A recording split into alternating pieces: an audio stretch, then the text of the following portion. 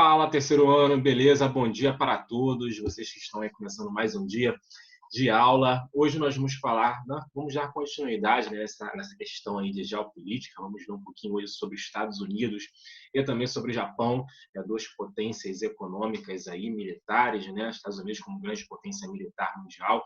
Então vamos dar continuidade aí nesse nosso conteúdo. Então vamos ver um pouquinho sobre as características aí dos Estados Unidos e do Japão. Vamos falar sobre produção industrial, sobre produção agrícola, vamos falar sobre a questão aí geopolítica desses países. Então vamos ver um pouquinho mais com relação a isso. Deixa eu compartilhar aqui a tela com vocês, com o conteúdo do livro de vocês. Então, show de bola, vamos lá. As grandes potências econômicas e potências emergentes no cenário multipolar, né? Vocês viram, lembram aí que esse cenário mundial multipolar é justamente esse cenário aí com diversas potências aí no mundo, exercendo aí uma influência geopolítica, uma influência econômica, militar, né? Então nós temos aí esse cenário aí com diversos países exercendo essa influência no mundo: Estados Unidos, Japão, a Europa, a União Europeia como um todo, né? Com países muito importantes como é o caso da Alemanha, como é o caso da França. Temos aí a China como uma grande potência emergente, temos Rússia, enfim, temos diversos países disputando, né, esse cenário geopolítico mundial. Então vamos falar um pouquinho sobre essas grandes potências aí mundiais, né? São países muito ricos, né? Países que detêm aí um poderio econômico muito forte, como é o caso dos Estados Unidos, que nós estudaremos nessa aula. Estados Unidos, que hoje, no ano de 2000, ou melhor, até o ano de 2019, ou melhor, no ano de 2019, teve um PIB aí de aproximadamente 20 trilhões de dólares. Então, só para a gente fazer uma comparação aí, o Brasil, no ano de 2019, teve um PIB de 1 trilhão e 800 bilhões de dólares, e os Estados Unidos com 20 trilhões de dólares. Então, é uma diferença muito grande. Isso mostra como esse país é rico, como ele tem uma influência geopolítica aí bem grande. Então, vamos ver um pouquinho sobre esses países, né? E vamos entender um pouco sobre esses países aí nesse cenário multipolar, galera. Então, sigamos aqui, né? Nós temos, inclusive, aí nesse cenário geopolítico, como eu falei para vocês, nós temos as potências emergentes também, que são aquelas que estão em um viés de crescimento, num viés de desenvolvimento, e por isso serão aí nações emergentes, né? Porque elas terão essa característica aí de crescimento, de desenvolvimento. Então, elas terão aí essa caracterização. Certo, galera? Então, nós temos aqui, por exemplo, Brasil, China, Índia, Rússia e África do Sul, que vão nomear aí os chamados BRICS, né? São os países aí em desenvolvimento ou países emergentes que também exercerão grande influência nesse cenário geopolítico mundial, né? Possuem poderio militar, possuem poderio econômico também bem grande, né? Então, e a seguir nós vamos ver aí as principais potências aí mundiais, né? Estados Unidos, Japão, Alemanha, França e Reino Unido, né? Vamos lá. Só para que a gente possa dar continuidade, aqui fala sobre o G7, né, que é o grupo dos 7, né, os países mais ricos, mais desenvolvidos aí, do mundo. Então, nós temos aí Estados Unidos, Japão, França, Alemanha, Reino Unido, Itália e Canadá, né, que é o chamado G7, que vão discutir aí no cenário geopolítico mundial muitas questões, né, questões de segurança mundial, questão aí, enfim, diversas questões que interferem aí na geopolítica mundial. E esse grupo aí dos 7, do G7, ele vai ser aí essa junção desses países que detêm aí essa grande influência geopolítica. Beleza, galera? Então sigamos aqui, vamos lá, vamos avançar aí para os Estados Unidos da América, vamos ver um pouquinho sobre as características aí dos Estados Unidos, eles que são atualmente o país mais rico do mundo, né? Não tem nenhum país aí que esteja próximo aí desse poderio econômico dos Estados Unidos, se bem que eles já começam a ser ameaçados aí pela China, a China que já tem um PIB aí já próximo dos 15 trilhões de dólares, então o PIB chinês ele já começa a chegar mais próximo ali do PIB estadunidense. Então os Estados Unidos começam ali a sofrer com a chegada ali dos chineses, né, enquanto grandes potências econômicas, enquanto grande potência econômica mundial, né, junto ali com os Estados Unidos da América, que estão em primeiro. Eu falei para vocês, aqui fala um produto interno bruto de 2014, 17,4 trilhões, de dólares, mas já em 2019 esse PIB já chega próximo aos 20 trilhões de dólares. É muito dinheiro, pessoal, um país muito rico, tem uma pujança financeira muito grande, uma pujança econômica muito grande, vai exportar e vai importar de vários países. Muitos países dependem dos Estados Unidos ali para seu saldo da balança comercial, né, para que eles possam exportar para os Estados Unidos. Então, os Estados Unidos eles vão ter essa característica, eles consomem muito, então eles compram muito do mundo inteiro, mas eles também vendem muito para o mundo inteiro. O que eles vendem? Principalmente em produtos industrializados, né? Produtos de alta tecnologia, produtos manufaturados, e também nós vamos ver que eles possuem ali uma agricultura, uma agropecuária muito forte, também muito pujante, e que vai também aí disputar as primeiras colocações no mundo no que tange aí a produção agrícola e pecuária também. Então, eles serão também muito fortes nesse quesito. Né?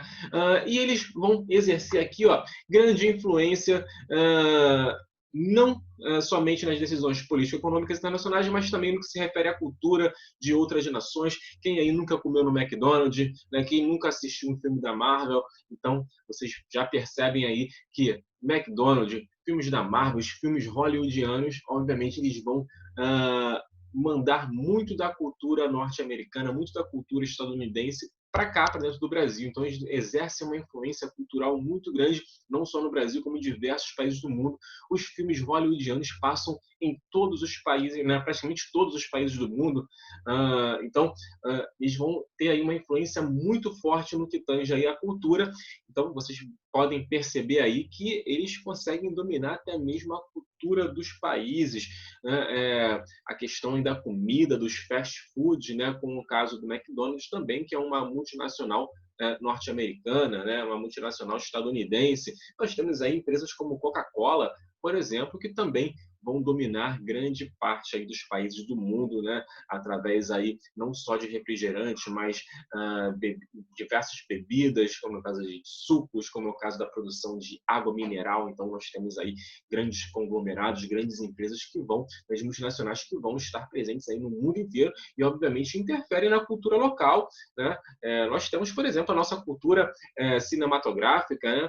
Que não é tão prestigiada quanto os filmes hollywoodianos, por exemplo. Então, a gente consegue perceber como eles conseguem influenciar na cultura de diversos países do mundo e também, né, eles vão ter um poderio militar muito grande, isso é incontestável. Eles que surgiram como grandes atores ali na Segunda Guerra Mundial, saindo vitoriosos dessa Segunda Guerra Mundial, tendo sido o primeiro país a desenvolver a bomba atômica, né? E nesse período ali de Guerra Fria, lá com a União Soviética, desenvolveu muita tecnologia armamentista, de armamentos, né?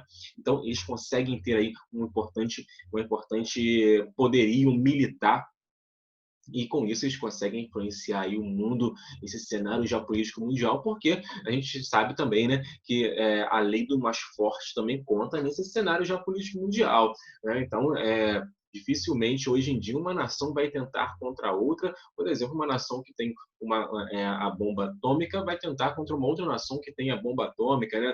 Vai sobressair, por exemplo, aí entre esses países que detêm esse poderio militar, né? Vai sobressair ali o diálogo, né? Porque os países sabem que ambos possuem um amplo poder de destruição. Então, com isso, inclusive, que lá no período de Guerra Fria nós não tivemos nenhuma guerra de fato entre União Soviética e Estados Unidos, porque ambos os países sabiam do poderio militar que ambos possuíam e, com isso, né, eles evitaram ao máximo qualquer conflito para evitar, obviamente, a destruição de ambos, porque seria o que aconteceria, né, caso um tentasse contra o outro. Então, nós percebemos que os Estados Unidos têm ali um grande poderio militar, um grande poderio econômico, vai ter a difusão da sua cultura por diversos países do mundo, e tudo isso aí foi conquistado, toda essa pujança econômica, ela foi conquistada principalmente lá no finalzinho do século XIX, no século XX. A gente tem que lembrar também que as duas grandes guerras, elas não aconteceram no território estadunidense, essas guerras elas aconteceram no território europeu. Com isso, a Europa, que era a grande base ali da indústria mundial, foi destruída, né, principalmente na Primeira e na Segunda Guerra Mundial. Com isso, a Europa precisou comprar de quem produzia muito, e quem produzia muito eram os Estados Unidos. Então a Europa começa a comprar bastante dos Estados Unidos. Os Estados Unidos investem ali bastante na Europa, para a reconstrução da Europa. A Europa fica endividada com os Estados Unidos, né? O Japão, lá na Segunda Guerra Mundial, também recebe um grande aporte financeiro dos Estados Unidos. O Japão fica endividado com os Estados Unidos e compra muito também com os Estados Unidos para poder se reconstruir. Então vocês percebem como os Estados Unidos se beneficiaram aí dessas guerras mundiais, do processo de industrialização como um todo, né? Esse processo de industrialização que começa lá na Europa, mas depois se difunde lá para os Estados Unidos, e eles também se industrializam rápido. A Europa é destruída, a indústria mais pujante, mais forte ali da época era a estadunidense. Então os Estados Unidos começam a vender bastante produtos manufaturados para o mundo inteiro. Então nós temos aí algo que aconteceu e que fez com que os Estados Unidos se tornassem o que eles são hoje, né? Esse grande poderio econômico e militar que nós temos aí no mundo, né? Os Estados Unidos, o gigante geopolítico, aqui fala exatamente sobre esse período aí, esses conflitos, né, que aconteceram no território europeu e que vieram aí a beneficiar os Estados Unidos, hoje em dia como grande gigante geopolítico, ele que vai ter um poderio econômico, vai ter um poderio militar, ou seja, os Estados Unidos eles conseguem persuadir, né, os diversos agentes desse mundo geopolítico de forma ali, de uma forma branda, né, utilizando, por exemplo, a economia, ou de uma forma ali mais, de uma forma ali com o uso do poder mesmo, do poder físico, né, através ali do seu grande poderio militar que possui. Então nós temos aí os Estados Unidos atuando de forma geopolítica ali de forma branda ou até mesmo de forma mais bruta, com o uso do poder bruto mesmo. Então nós temos aí esse grande país, né, esse grande poderio militar e econômico. Os Estados Unidos também que possuem aí, como eu disse para vocês, uma economia bem pujante, bem forte. Nós temos aqui, ó, nesse mapinha aqui, o mapa dos Estados Unidos, obviamente, e nós temos as áreas de produção, as áreas de indústria, as áreas de produção agropecuária. Olha só, galera, vocês podem ver todo o território dos Estados Unidos vai ter ali uma produção bem diversificada. Aqui a indústria aeroespacial, indústria aeroespacial, indústria aeroespacial, aqui indústria aeroespacial, aqui, olha só como os Estados Unidos eles difundem por todo o seu território a indústria, né, a pecuária, né, a agricultura, enfim, eles têm ali bem difundido, bem diversificado em todo o seu território uma produção industrial bem ampla. Nós temos aqui, ó, o cinturão da indústria, o chamado Manufacturing Belt, que fica lá no nordeste dos Estados Unidos, norte e nordeste dos Estados Unidos, onde tem uma imensa produção industrial. Os Estados Unidos que vão ser o país aí que tem o maior parque industrial do mundo. Hoje em dia já começa a ser ameaçado pela China, a China que vem crescendo muito a sua produção industrial, mas os Estados Unidos possuem ainda hoje o maior parque industrial do mundo, que vai exportar para muitos países do mundo, né? Muitos países vão comprar essa produção industrial estadunidense, e a gente sabe que um produto industrializado que é beneficiado, por exemplo, uma televisão, ela vai ser mais cara, obviamente, do que, por exemplo, uma saca de laranja. Então, o produto industrializado ele vai ser muito mais caro, e com isso os Estados Unidos eles conseguem aí ter um retorno muito melhor, por exemplo, do que um país que exporta basicamente produto primário, como o caso do produto da agricultura. Então, nós temos aí os Estados Unidos como grande potência industrial, comandando aí grande parte desse comércio mundial.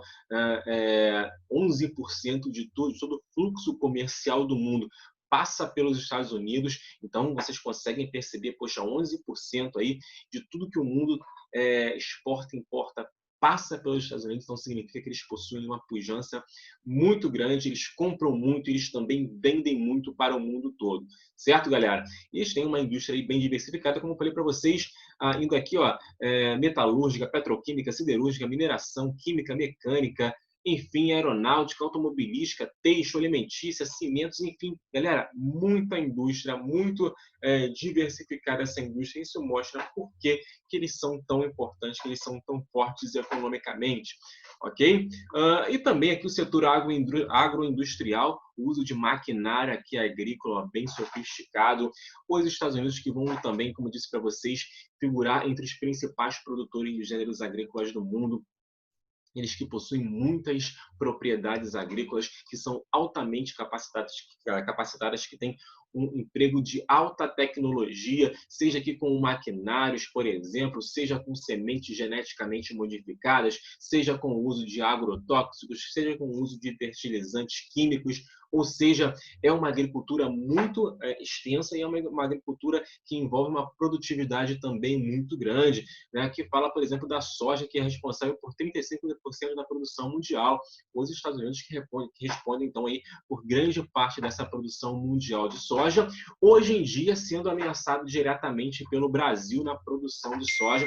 O Brasil que vai estar aí entre os países também, os maiores produtores agrícolas do mundo, e nesse caso aí da soja, o Brasil, ano passado, passou os Estados Unidos, né? Esse ano pode ser que continue à frente dos Estados Unidos, mas o Brasil também conseguiu, né, uma produtividade muito alta e conseguiu passar os Estados Unidos, inclusive, nessa questão aí da produção de soja, né? Então temos outros gêneros também que o Brasil ele consegue competir ali frente a frente com os Estados Unidos, mas mostra aqui, ó, que os norte-americanos eles possuem sim uma pujança na área agropecuária, na área da agricultura e na área da pecuária também muito forte. Eles vão ter aí grande parcela da produção mundial de gêneros agrícolas também, não só de soja, mas de milho, de algodão, diversos outros gêneros agrícolas que também são importantes para a indústria interna lá dos Estados Unidos, né? São importantes para poder abastecer essa indústria interna dos Estados Unidos, mas também são importantes para outros países do mundo. Então eles vão exportar muito desse excedente produzido ali nos Estados Unidos, né? Vamos falar um pouco sobre protecionismo, né? A arma comercial dos Estados Unidos que eles vão utilizar bastante, inclusive até contra o Brasil. A imagem não está muito legal, mas vamos lá. O que é esse protecionismo? É o seguinte, olha só, os Estados Unidos eles produzem lá, vamos dizer, o algodão. Produziu o algodão lá internamente, só que o algodão brasileiro ele tem uma produtividade maior. O algodão brasileiro chega lá nos Estados Unidos mais barato do que o próprio algodão estadunidense. Então, o que os Estados Unidos faz? Opa, peraí, está chegando mais barato aqui, vai dominar todo o meu mercado, ninguém vai querer comprar minha produção interna. Então, o que eu vou fazer? Eu vou elevar as taxas, por exemplo, de impostos, para que quando esse produto entre no território estadunidense, eu aplique uma taxa de impostos que eleve o preço do produto. Então, esse produto brasileiro que chegaria mais barato aqui nos Estados Unidos, ele vai acabar ficando mais caro. Opa, se está mais caro, o que o consumidor norte-americano vai preferir? Ele vai preferir o mais barato. O mais barato vai ser o quê? Vai ser o estadunidense, porque não tem aplicação ali de tarifas alfandegárias, por exemplo. Então, esse protecionismo ele vai utilizar de diversos mecanismos. Os mais conhecidos, os mais comuns, por exemplo, é a taxação desse produto que chega. Se cria um imposto para poder elevar o preço do produto e impedir que esse produto concorra com o produto interno. O Brasil faz isso, a Europa faz muito isso, né? E os Estados Unidos também farão isso de forma muito extensiva. Eles vão utilizar muito desse mecanismo para proteger a indústria interna. Isso faz, se o consumidor norte-americano prefere comprar um produto norte-americano, o que vai acontecer com a indústria interna? Ela cresce, né? E o que vem importado, ele não consegue entrar dentro do território norte-americano porque o preço está muito alto, ninguém vai querer comprar esse produto. Então nós temos aí esse protecionismo, a taxação, né, o uso de impostos para poder impedir a chegada desses produtos e ameaçar a indústria interna. Se essa indústria interna é ameaçada, pode causar, por exemplo, a perda de empregos, né? Postos de trabalho podem ser fechados porque, né, se a indústria para de produzir, produz cada vez menos postos de trabalho são necessários. questões. Então, o protecionismo visa também proteger o quê? Os empregos, proteger a indústria, proteger os empregos, proteger a renda. Então, é uma forma ali que os Estados Unidos utilizam para proteger o seu mercado interno. Então, isso vai acontecer muito, principalmente com produtos agrícolas, com produtos aí, como é o caso aqui embaixo, fala sobre o aço brasileiro, que é muito competitivo no mercado mundial, sobre, por exemplo, a própria soja, algodão, sobre o etanol, que o etanol brasileiro é muito melhor do que o etanol estadunidense. A nossa produtividade é muito maior, porque a nossa produtividade do etanol está baseada na cana-de-açúcar e deles lá principalmente no milho. Então o etanol do milho ele é menos competitivo. Então nós temos aí os Estados Unidos atuando de forma a proteger a indústria norte-americana de forma muito intensa. E essa questão do protecionismo vai ser cobrada em muitas provas de vestibulares, a UERJ,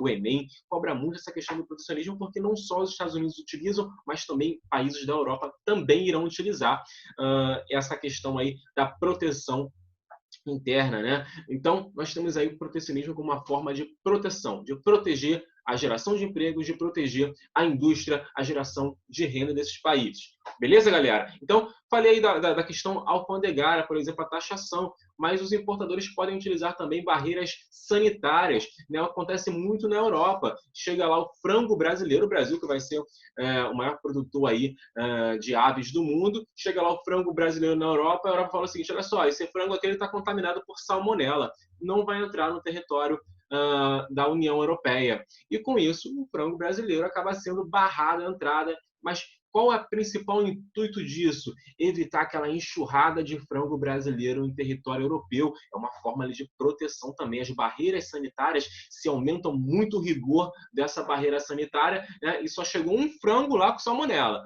Mas aquele um franguinho, né, de milhões que chegaram, ele vai ser responsável por barrar a exportação de frango do Brasil para a Europa. É uma forma que os países também utilizam para proteger a sua indústria, para proteger o seu mercado interno. Então, isso aí vai ser protecionismo e os Estados Unidos vão utilizar muito essa arma comercial para poder proteger a indústria interna. Beleza, galera? Então, nós estamos aqui falando sobre uma ação antidoping nos Estados Unidos, visando o aço brasileiro, para impedir que o aço brasileiro, lá da Uzi Minas e da CSN, Companhia Siderúrgica Nacional, chegue de forma intensa lá no território estadunidense e leve uma enxurrada desse aço brasileiro para lá, né? Então, aqui a aplicação de uma sobretaxa de 60% sobre o aço brasileiro, ou seja, 60%, praticamente 59%, sobre o valor de mercado, sobre o valor de venda desse produto. Então, esse aço brasileiro que chegaria lá tonelada, sei lá, a $200, vai sofrer uma sobretaxa de 60% sobre esses 200. Então, nós temos aí uma forma aí de impedir essa enxurrada desse aço brasileiro lá nos Estados Unidos, né?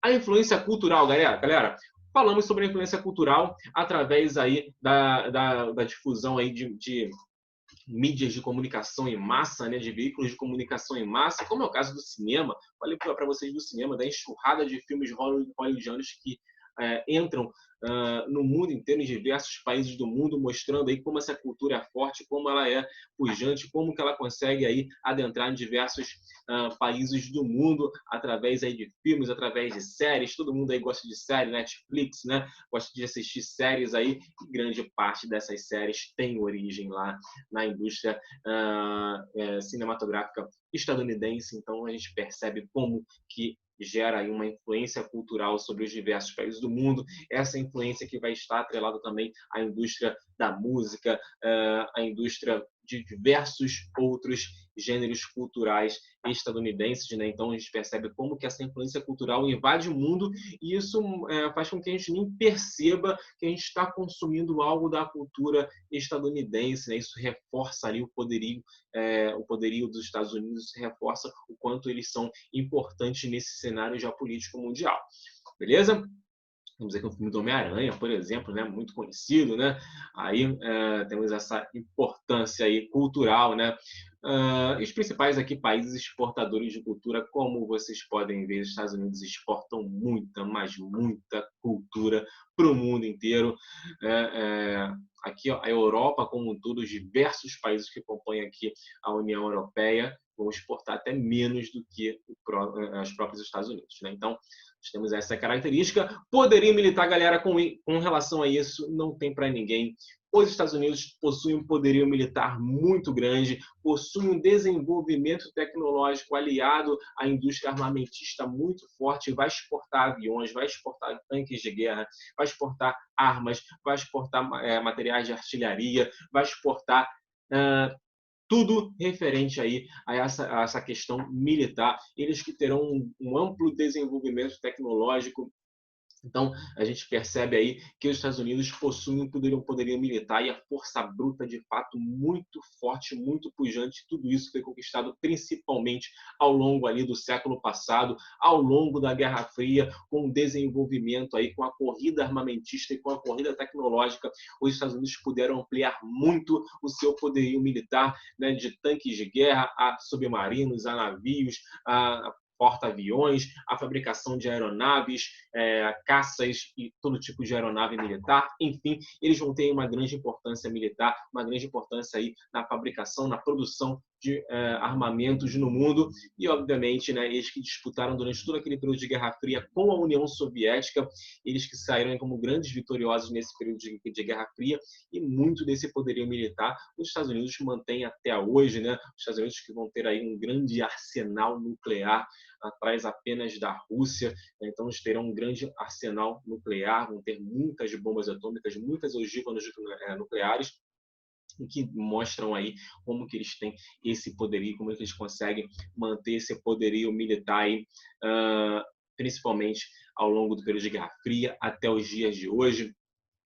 Eles que vão estar alinhados ali com a OTAN, que vai ser a junção, que eu já falei para vocês, das principais forças militares do mundo. Então, isso mostra também como que eles são importantes aí, que vão estar à frente aí da OTAN, vão estar aliados à OTAN, que vai congregar aí forças armadas como a força inglesa, a francesa, a italiana, a canadense, a turca, enfim, grandes forças militares no mundo convergindo ali no tratado, na organização do Tratado do Atlântico Norte, né? A OTAN, que até hoje funciona, surgiu lá na Guerra Fria, mas até hoje essa OTAN ela atua nesse cenário geopolítico mundial, enviando forças, por exemplo, para diversas guerras, diversos conflitos que nós vemos até hoje aí, como é o caso lá do conflito com o Estado Islâmico, a guerra do Iraque, tem diversas guerras que tiveram aí na OTAN, inclusive uma grande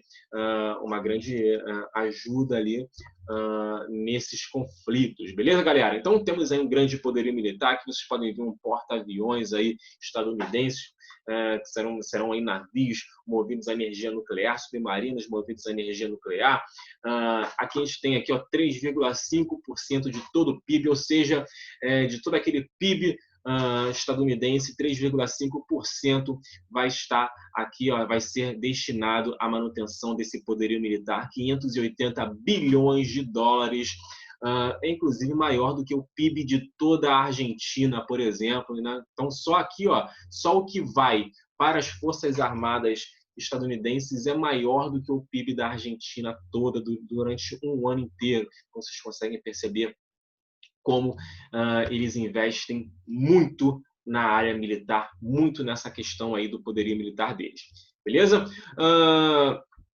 Aqui nós temos aí alguns mecanismos que os Estados Unidos utilizam para manter essa supremacia, sobretudo hoje em dia com a ação aí de áreas de livre comércio, para poder facilitar as trocas comerciais entre os países que compõem essas áreas de livre comércio, como é o caso do NAFTA, como é o caso da APEC, enfim, como é o caso dessas áreas de livre comércio, que facilitando aí essas trocas comerciais faz com que esses países consigam exportar e importar mutuamente ali entre uns e outros, né?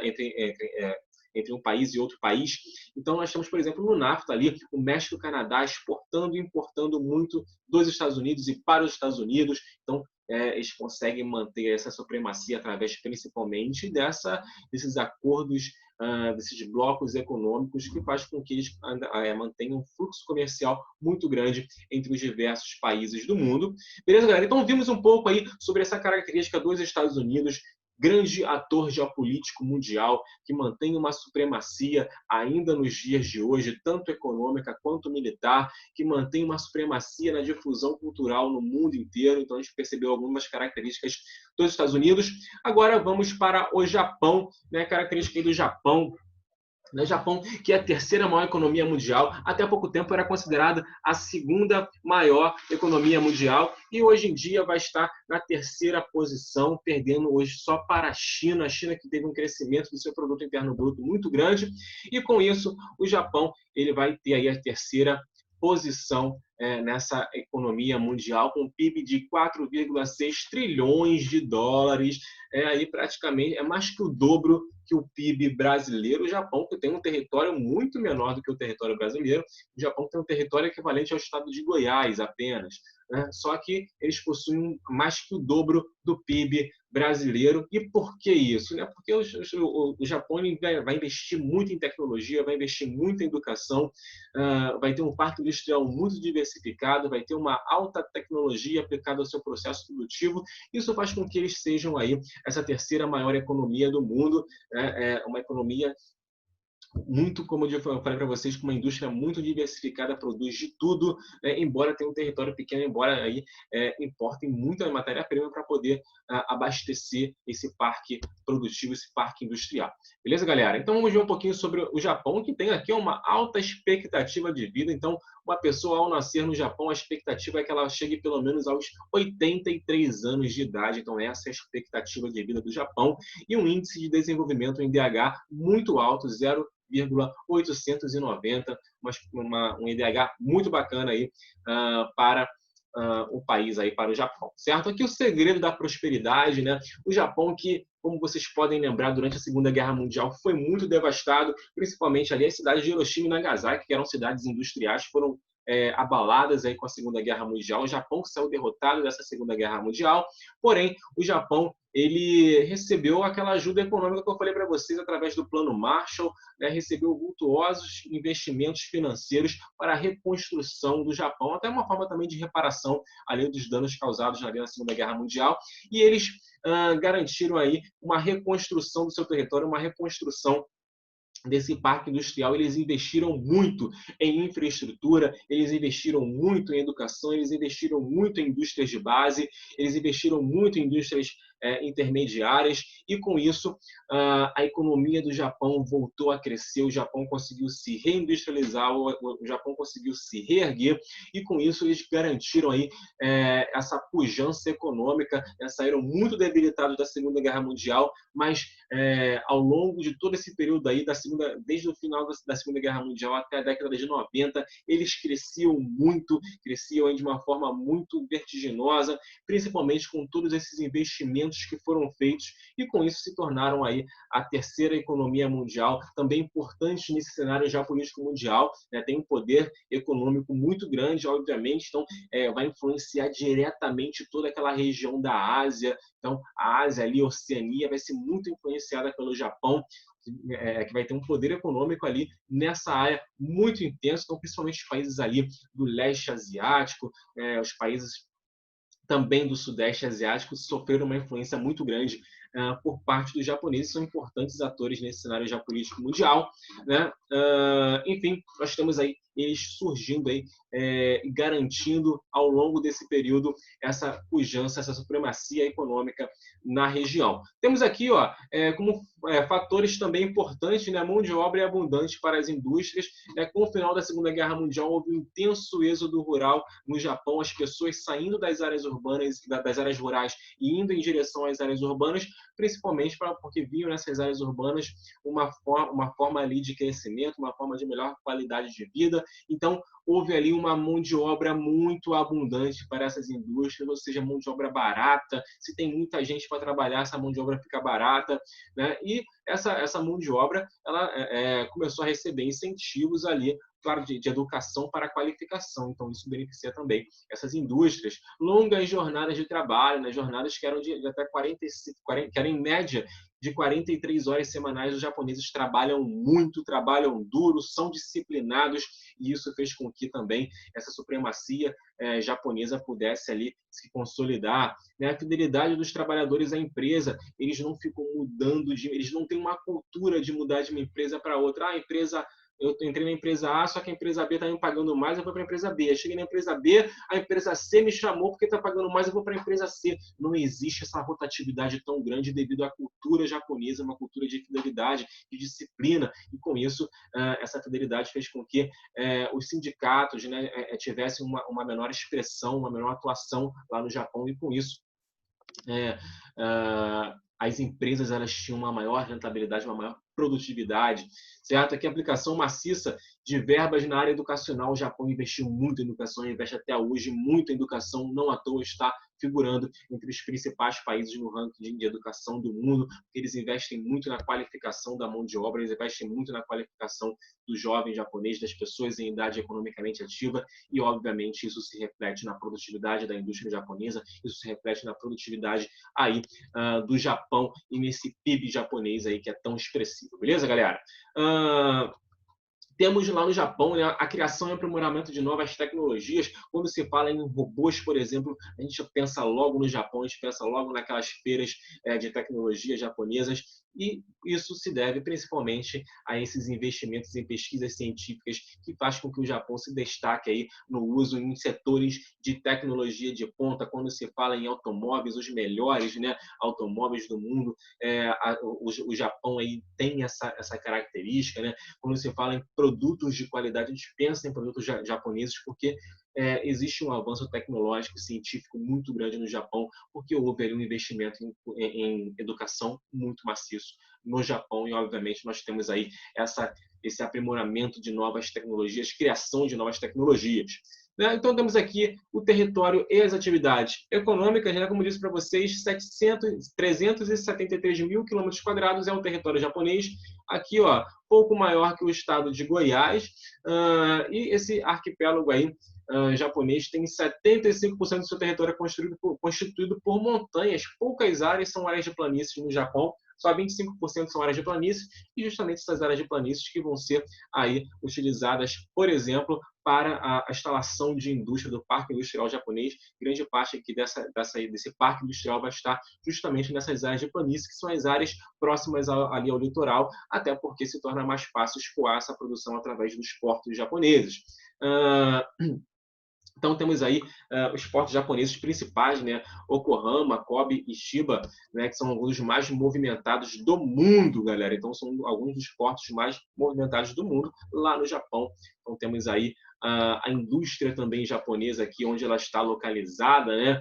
Grande parte dessa indústria japonesa, e principalmente nessas áreas aqui próximo ao litoral e próximo aos portos, né? Indústria de petróleo, carvão, aeroespacial, alta tecnologia, automobilística, eletrônica, naval, indústria tradicional, diversos tipos de indústria. E aqui uma vista aqui de uma siderúrgica japonesa na cidade de Osaka. Então, temos aí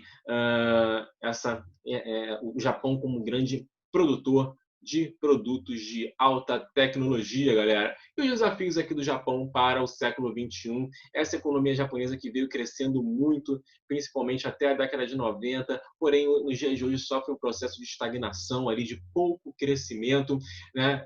E que tem gerado algumas crises econômicas no Japão, principalmente aí com o aumento do desemprego, e esse aumento do desemprego ele vai estar ligado, por exemplo, à característica muito cultural também japonesa. Os japoneses têm uma cultura de poupar muito, e grande parte da produção industrial japonesa fica no mercado interno, não vai ser exportada, né? Então, nós temos aí, se as pessoas vivem cada vez mais e poupam muito, quer dizer que as empresas elas produzem menos, se produzem menos, tem menos mão de obra, gera desemprego. Então, uma característica cultural também que faz com que o Japão passe por uma crise nos dias de hoje. Lembrando que até 2030, 1/3 da população japonesa terá mais de 65 anos, então é uma população muito idosa, em que o governo precisa investir muito dinheiro para que essas pessoas tenham uma boa qualidade de vida na velhice, né? Então, para que elas tenham acesso a medicamentos, para que elas tenham acesso a médicos, para que elas tenham o melhor envelhecer possível. Então, se grande parte dessa população é idosa, o país também terá que que arcar com custos de aposentadoria para grande parte dessa população. Então, isso faz com que o país passe por um déficit público cada vez maior lá no Japão. Então, tudo isso aí vai convergir para uma crise econômica que o Japão passa hoje. Um país que envelhece muito também terá muitos custos para a manutenção dessa população idosa, até porque essa população não pode trabalhar, né, pessoal? Então, a população muito idosa fica difícil que essa população trabalhe, não tem mais vigor físico para isso, mas o país ele precisa manter essa população idosa através de diversos mecanismos, né, através aí da saúde, através aí da concessão de aposentadorias também. Certo, galera? E hoje em dia o Japão já começa a ver um aumento aí na taxa de desemprego, que é 8%, né, a maior da história desde a Segunda Guerra Mundial, e o aumento aqui na quantidade de moradores de rua no Japão, né? Quando a gente fala de moradores de rua, a gente nem imagina o Japão, mas o Japão também começa a sofrer esse aumento aí, principalmente devido a essas crises econômicas que aumentam o índice de desemprego e, obviamente, as pessoas em situação de miséria. Certo, galera? Então, a gente fecha aqui. Na próxima aula, nós vamos falar sobre as importantes economias da Europa, né? Vamos ver a Alemanha, vamos ver outras economias. Então, a gente fecha por aqui hoje. Tem materialzinho para vocês lá no Zap, que eu vou passar para vocês daqui a pouquinho. Então, vou passar para vocês esse material para que vocês possam fazer os exercícios. E é isso aí. Me acompanha lá no Zap, qualquer dúvida, qualquer questionamento, só me chamar lá que eu acompanho vocês e vou tirando as dúvidas aí. Beleza, galera? Então, é isso aí. Um abraço, até a próxima. Valeu, pessoal!